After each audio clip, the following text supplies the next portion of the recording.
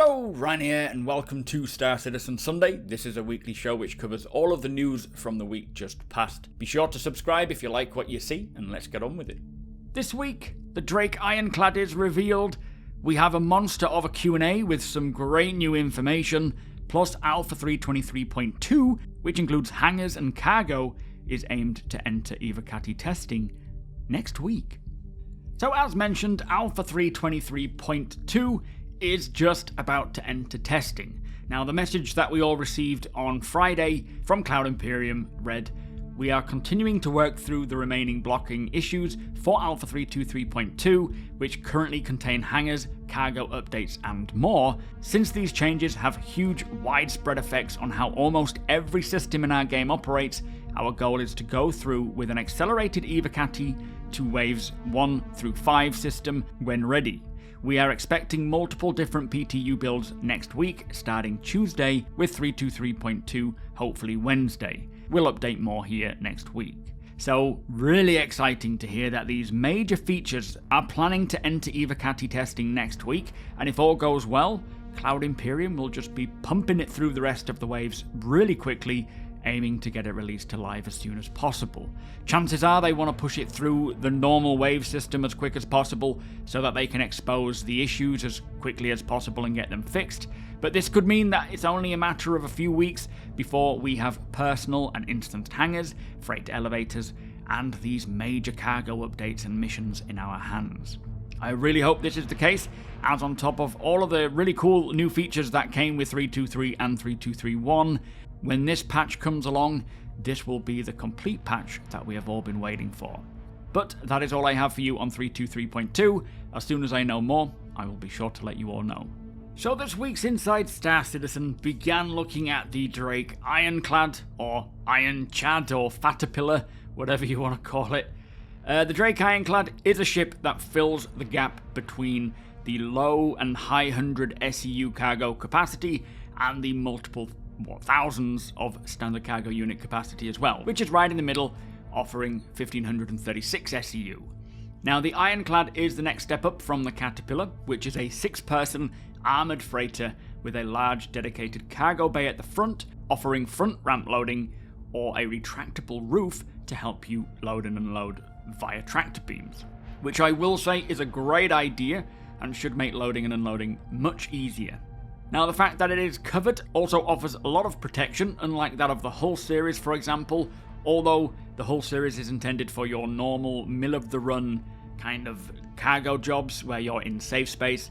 This clearly allows for a bit of a dangerous travel location where your cargo will be fully covered, but the Ironclad is also much more heavily armed as well, and as it stands today, it has one size 5 turret and 2 size 3 turrets. All of these are manned turrets as well. Now, the exterior is very Drake in design. It's very brutish, has many big engines, but looks pretty bare bones, rugged and rough. Now, personally, the design is perfect. If I was to think of the cliche sci-fi cargo freighter, this is what I would think of, and I love it. When you think about what's most effective for carrying cargo in space, is a large rectangular box. Although, when you go down into atmosphere, I can't imagine it will handle very well. Now, they say the rear third of the ship holds all of the accommodation and has all the crew areas, while the front 2/3 are for cargo. Plus, there is a command module, like we see with the Caterpillar, and is used, they say, to steer the ship and detach in case of an emergency as an escape pod, but it is not designed as a primary ship. Now, it's a bit of a shame to hear them say that it's only really to be used in an emergency. I know it's not a primary ship, but I always assumed, especially for the Caterpillar, that this command module was to be used as a method to go, say, back and forth planetside or to a space station, kind of like a shuttle. So leaving your main compartment behind to save on fuel and time, or I suppose the chance of getting stuck planetside if you are kind of overburdened, and use it more as a shuttle than just an emergency craft. But we will see how it works and what is possible when they release it, which is now possible because of ship modularity. I also think it is the same size as the Caterpillar module, but I'm not 100% certain on that. Anyway, the Ironclad entrance is either via the command module, which takes you to the corridor sections leading to the habitation above with nice views, or down to the main habitation area, or you could enter through the main docking collar on the side. Of course, you could go up the ramp, but that would then open up the ship on a massive scale and you would have to walk all the way through. Now, at the rear of the ship, this is where the engineering section is as well, with the most main functions, and moving further forward is the command deck, where you will be operating what appears to be 2 tractor beams on rails, which is a nice touch. You won't be able to fly the ship there, but you will be able to play cargo Tetris, where you can see pretty much the vast majority of the cargo area, and you'll likely have a bit of a readout or a UI readout as well, showing you where you can place things. Love that room. From what we can see in the white box, it looks very industrial. Now, moving downstairs, there is a covered area where you will be able to store ground vehicles or tools and equipment. This is kind of like where you would put your mule or your tractor beams or anything that you might need. Maybe even a cargo Titan suit style thing. That would be kind of fun for moving around in this ship. And this leads into the main hold. Now, this area has a couple of gantries either side, which provide a great view down into the whole of the cargo area, which will certainly come in handy when defending against boarders or just doing a sweep. Now, at the front of those gantries, they lead to a secured cargo area where there are cages to store more valuable cargo, which will make it a lot harder for people to steal from, to get into, and to get out of. Now, I really like the idea of this, having an area where you can store much more valuable cargo that is locked away, and you could also place guards there to protect it, making it much harder for pirates if you are moving something of great value. And the whole cargo area itself, or the main bulk of it, offers a lot of versatility for what you want to store. You could probably throw in a load of vehicles there and use it like a Liberator, for example. Now, they are also working on the Ironclad Assault, which offers 1,152 standard cargo units, so a little less cargo space, and it has 1 size 5 quad manned turret, plus 2 size 3 quad remote turrets, and 2 size 3 manned turrets as well, and is designed to support ground assault operations, allowing you to carry what looks to be up to 5 tanks, plus it does have an onboard repair facility as well, so a really nice option there for the more militarized of you. Also, they say building out a ship like the Ironclad will help to achieve the Kraken, as the work done on this will be easier to scale to a ship like the Kraken, and it'll just provide them with more assets. Now, for me, this ship pretty much hits every mark, and I've been waiting for something like this for so long. Running cargo of that scale with many of the people on board will be a lot of fun, but whenever I see new ships come along, more specifically larger ships, I always imagine what it will be like finding a derelict version of it and deciding whether to board it or not. I can just imagine making my way through a ship like this, abandoned for whatever reasons, searching for survivors or dead crew, checking what's on board to steal, looking for the black box to determine what has happened. It is an absolute beast, and I hope we're not waiting too long until it makes it into game. I didn't pick one up. I'm sticking with my Hull C for now because it is usable and in-game, but when this comes along to being flight ready, I may look into doing a CCU to it. Anyway, moving on. Next up, they spoke about the Polaris, which, as I'm sure you're all aware, is on display at this year's Invictus launch week, and it is flying around with the fleet in the verse as well. Now, this is just the exterior, as it only requires the damage setup remaining. They have really pushed the quality of this large ship, they say, and have a few more developers working on it than normal, just to get it out in time for Invictus launch week. But those same developers will be now moving on to its interior. Now, for its interior, it is now around the grey box stage. I think some of them are mixed, some of them are grey box, some of them might be white box or a little further ahead. And they have been focusing on the core traversal areas of the ship, and the majority of the rooms are moving well, with others slightly behind. For the torpedo bay, this is requiring a little bit more work, so that they can really establish what the loading process of torpedoes feels like. They are not completely done yet, but they say it's feeling good so far. They have also opened up the bridge a little more to give a great feeling when you walk into it for the first time, giving some amazing views, plus ensuring that navigating around this area will be smooth. Now, the hangar has had a bit of work as well, so that it can open and close better, plus they are upping the guns on the Polaris, and this will be released for the Intergalactic Aerospace Expo, which happens around November time.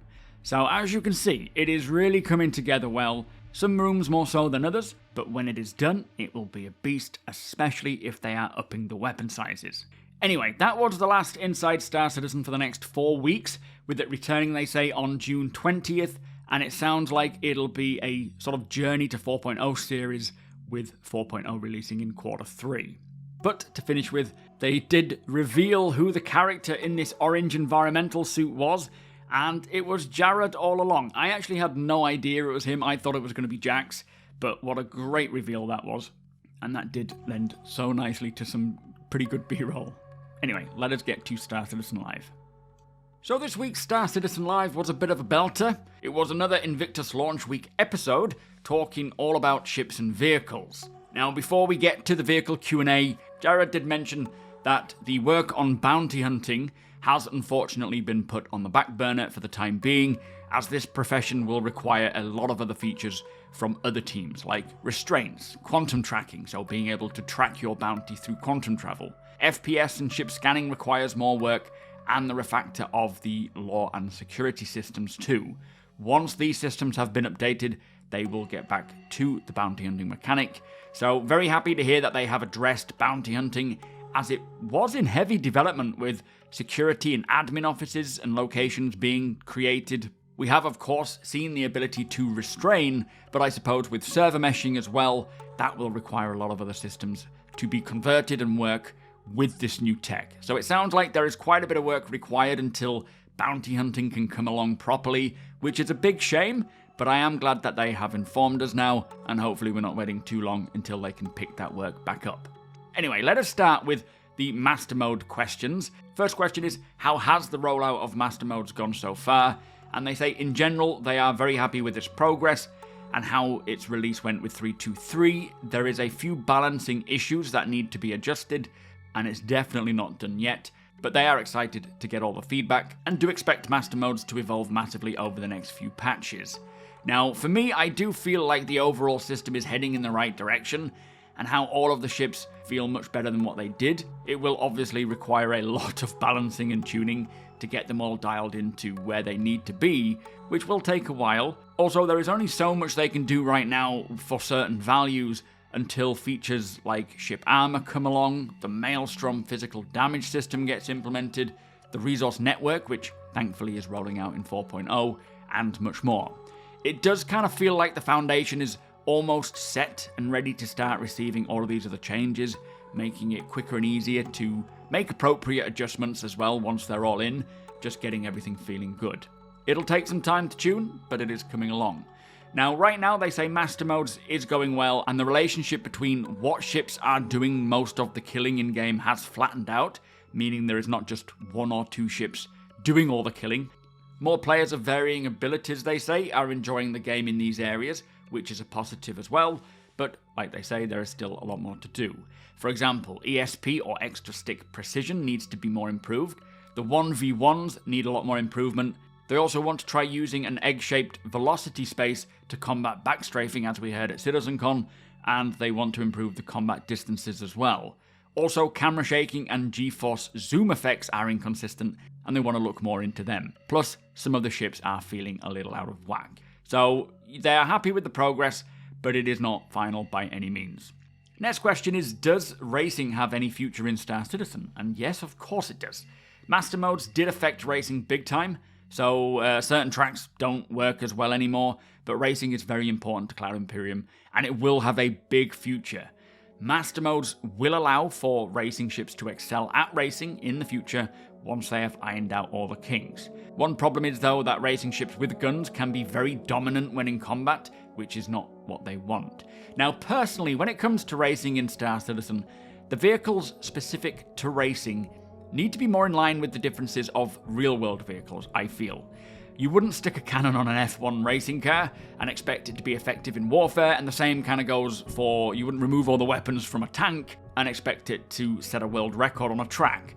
For me, it comes to materials, weights, tuning, and hard points. Racing ships should be made from very lightweight materials that do not provide a lot of protection from weaponry. They shouldn't necessarily have weapon hard points, and if they do, the weapons should weigh them down pretty massively, and of course racing ships should weigh barely anything, which allows them to excel at acceleration and agility. To me, this kind of makes the most sense when comparing them to combat ships and should create enough of a difference between combat and racing vehicles. But of course, there are more crossovers here as well, like weapon-free racing and whatnot. So players shouldn't be restricted from using racing ships in combat full stop, or combat ships in racing, but the dedicated vehicles for each specific criteria should excel in that area on average. But that is just my personal opinion, and hopefully they can get that sorted. Now the next question is balance possible? And yes it is, they say. They are getting a huge amount of data and feedback from players. The current Master Mode has had an initial balance pass, setting the stage for bigger changes to come, much of it in 4.0 and beyond. Now they know exactly what they want to achieve, but one of the devs did make a very good point, which is, do we want perfect balance? Now, they don't want Star Citizen to feel just sort of black and white, be ones and zeros. It doesn't need to feel robotic and linear. There needs to be outliers in some areas to give a greater sense of realism. They want to capture unique characteristics of ships, and there obviously needs to be balance so that there is not one ship to rule them all, but give enough character so that it doesn't feel too gamey.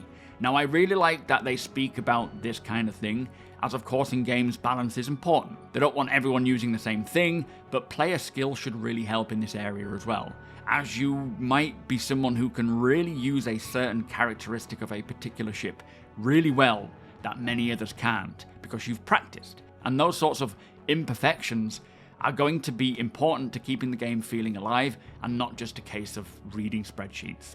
Anyway, next question is, how do you feel about the engineering work that came into Arena Commander in Alpha 3.23?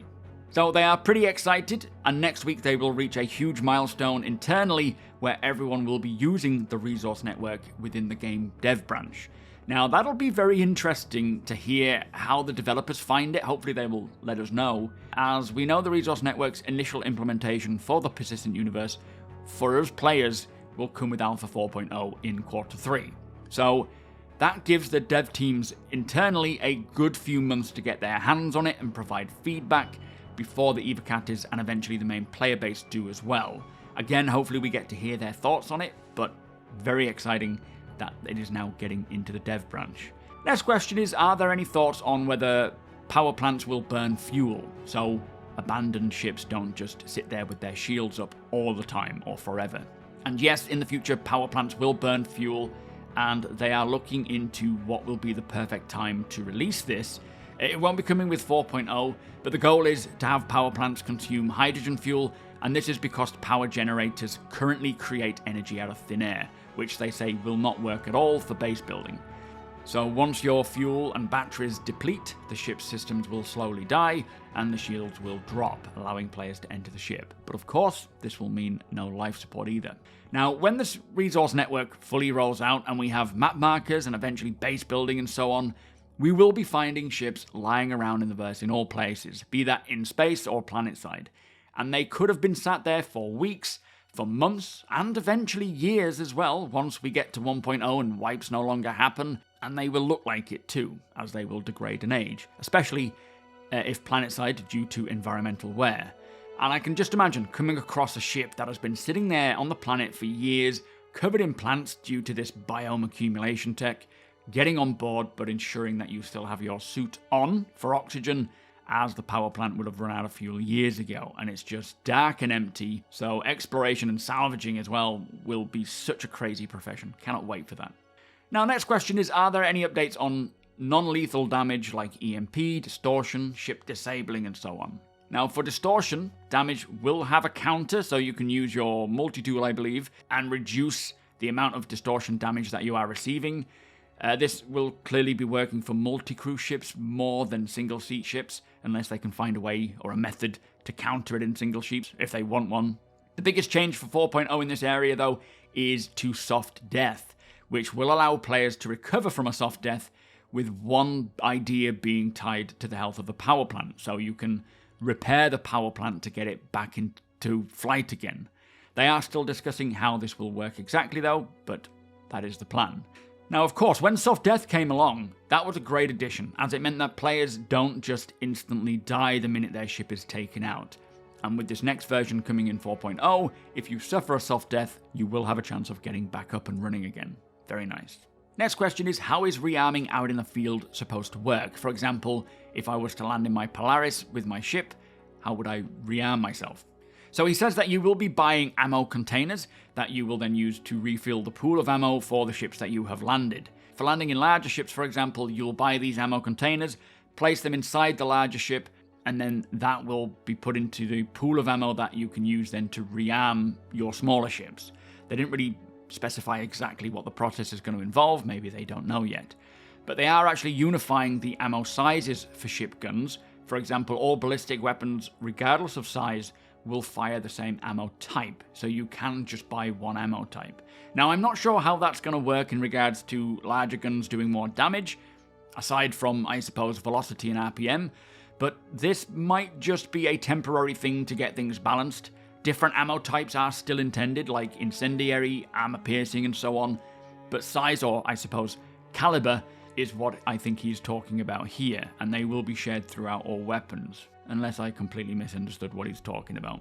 Anyway, for missiles and torpedoes, we will be able to reload them in our ships using the tractor beam, but there will also be mobile missile racks that players can use and move around inside your ship with the various missile types on, so that you can pick and choose which missiles to load yourself.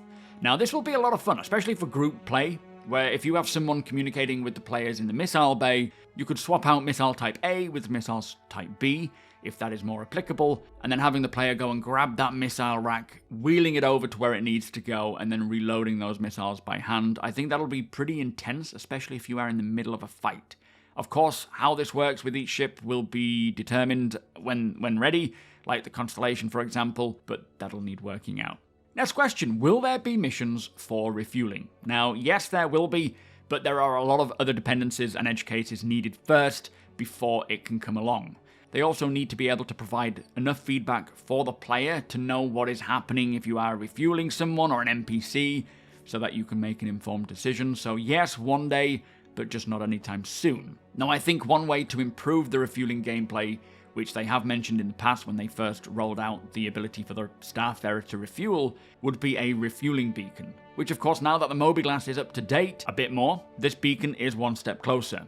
But giving the players the ability to request a refuel from another player with a more robust beacon system that has a rating applied, so you can request only from a 5-star rated person rather than letting anyone come along and pirate you, is going to be necessary.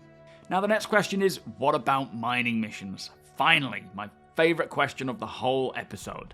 Now, of course, they do want a lot of mining missions, and for the first version of mining missions, which they say will be coming soon, but this is TM, is in the form of open resource gathering. So, for example, this will involve a mining outpost requesting, say, 1,000 SEU of iron, and then it's up to the players to go and locate it, mine it, potentially refine it too, I suppose, and then get it delivered. So, as a player, you can obtain this however you please. You can mine it, or buy it, or pirates can steal it from other players. And then later down the line, there will be more specific with the required resources, like requesting players to mine ores from, say, a specific area that a company has bought the land claim on, and that's where you need to go. And not to mention, when the quantum simulation and economy and crafting comes online, the request of certain materials will be dictated by what is actually being made and required. So at first, it'll be somewhat static, mission-wise, but once the quantum sim is on, that will take over and these missions will pop up dictated by the needs of the universe. Now, this is music to my ears. Myself and many of you out there, I know, have been waiting for missions for mining, especially in mining, but obviously all areas as well, having companies request X amount of mineral Y, and us, the players, having to get out there and find it before the price drops or the request is met. And with personal hangars and freight elevators coming along very soon, we will be able to mine all sorts of stuff and then stockpile it until there is a demand, shipping it to the location requested as soon as the mission pops up. So great to hear that these missions are on the way. Now, next question, are there plans for more cross-discipline missions? So for example, you might start a job mining, then it becomes a repair job, and then you might need to go and salvage something and then go and deliver it somewhere. Now, they say right now they have been building all the missions modularly, which will then allow the missions to be stitched together. So, for example, you could be taking out a bounty, then hull scraping their ship, or someone might have requested a component that is on board their ship, so you then have to go and get that component and deliver it while also handing in the bounty. Now, there will be missions that involve multiple bits of gameplay, but all in the same mission. Right now, they are just creating enough of a foundation of the base missions that can then all be tied together if necessary. Now, this will, of course, be very interesting when it comes along, having much more diversity in a single mission regarding what you need to do or what you might want to do, rather than it just being a very linear A to B style job. Next question is, will you please make a clear distinction between vehicle-based combat missions and FPS combat missions? Now, in some sense, no, they won't. In the Contracts Manager app, they will add a section that will outline the type of gameplay you will encounter, so you have more information and you can make a more informed plan. But it is not likely that missions will only involve one or the other all the time. Of course, there will likely be some that do, but for example, if you are hunting a bounty who is flying around an asteroid field, that NPC might take off when you get there and quantum travel away to a planetside location, in which you will need to adapt and give chase. Missions are not always going to be just one or the other, and I do agree with this. It is very dependent on what the NPC or player does and how they react to you. Next question is, why nerf the call to arms payout? Now, this has changed when the economy team did a patch to balance it more in line with where they want it to be, although it does sound like there is another change coming for the next patch that will somewhat increase it. Now, the next few questions are all about ground vehicles. First one being is, why do the tanks suck? Now, the tanks got caught, and the ground vehicles, or in general, they got caught out with a bit of a game change, and they didn't have time to fix it in time for the release. They have got it fixed now, and they can confirm that tanks and other ground vehicles are no longer acting stupid, so hopefully this will come with the next patch, as that would make sense. Next question is, Gravlevs have become bad again as well. Now, they say they're not quite sure what happened here, but they are investigating it, and as soon as they can find a fix, they will get it out as soon as possible. What are you doing to encourage ground vehicle usage is the next question, which is a good question. And they have had a lot of discussions on how they use ground vehicles and when to use them. They want to add a lot of reasons to use ground vehicles more, like turrets, for example, not firing at a ground vehicle as they do against ships, but they need certain features like weather, for example. When we start getting proper weather effects and weather systems, this will mean using a ship can be too dangerous with, say, strong winds at higher altitudes, or too much fog and visibility is really low, so favouring a ground vehicle will help here. As well as environments, like a cave, for example, would require a ground vehicle to navigate, and you can't take a ship there. Forests as well. If it's too dense of a forest, you won't be able to land close to your objective. You might need to land in a clearing and then travel through on a ground vehicle to get to the location. There will be many ways to do this, and they will provide options, and that date will be very nice. Now, to finish with, they spoke about what is coming in regards to engineering in 4.0 and what isn't. Firstly, there will be life support, which includes the fire hazard system, room propagation, so opening a door to the outside which will flood the room with oxygen, or you could counter a fire by opening the door to a vacuum and it will suck out all the oxygen. Atmosphere maintenance, so ensuring that your life support generator is running correctly. There are filters as well, which is a consumable for life support that will need to be replaced over time. Now, for engineering itself, there will be power management, where using UI you will determine what gets what power. Relays or fuses as connection points, connecting components and being able to swap them out if they degrade. Plus the rebalance of all items, making sure that they are all accurate to what they do, their strengths and weaknesses, and they will offer meaningful difference as well, with bigger differences between item classes. So for example, a combat component versus performance or industrial, and the same goes for component grades.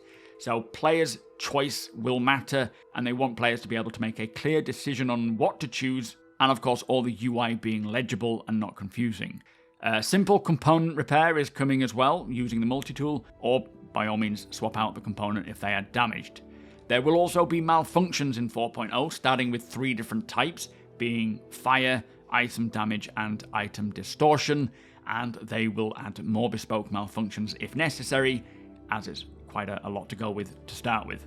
Now, not coming in 4.0 are batteries, as they are not ready and they want to spend more time polishing what they can bring in than trying to rush something in before it's ready. Now, engineering, as we know, is going to be a huge system for everybody to deal with, and a major money sink as well. Being able to actually buy components for your ships that have a meaningful effect on your vehicle is going to be great. Now, I really can't wait to see this rollout. It will take time to get used to, but ultimately it will be worth it, and I am so looking forward to starting out with something small like a cutter, getting used to the system, and then scaling it from there with the bigger ships so that I have a full understanding of it. Anyway, that was a beast of Star Citizen Live. Love the fact that mining missions are on the way, especially. They are going to be great, not to mention everything else that was mentioned. Loved that episode, and it was the last episode for the next 2 weeks, Jared said, while they are on a bit of a hiatus. So also this week, Invictus continued onwards with Aegis, Anvil and Drake displaying their lineup. This brought with it a Q&A for the Aegis Firebird, plus Anvil Aerospace are retiring the Hornet Mark 1 in favour of the Hornet Mark II.